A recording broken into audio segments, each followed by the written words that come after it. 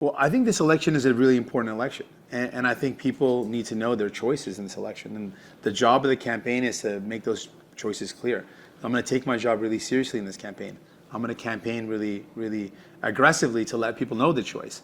And the choice is really important. We're laying out right now the troubles and the worries that Erin's going through. She's going through these worries, going through these struggles because of a company called Brookfield Investment.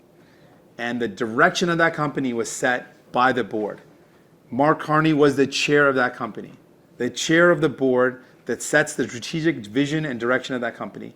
And they decided, it's in their publicly available reports, that they looked at depressed assets. So they looked at buildings which had cheaper rent and said there's an incredible opportunity. In fact, in their own words, in their report, they said there's no better opportunity since the financial crisis of 2008 than this housing crisis to buy up buildings where people have affordable rent and find ways to squeeze more profit out of them.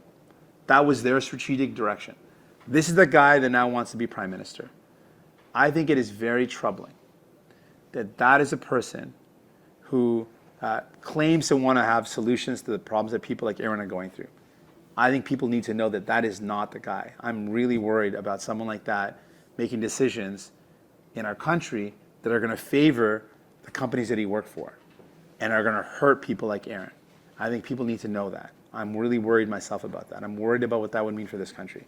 I'm really worried about what Pierre Poilievre is proposing, to sell off our public land, to cut services, to cut healthcare at a time when people are already so worried. I think that is bad. That is a bad policy. That is a bad set of decisions. That's going to hurt people even more at a time when they need help.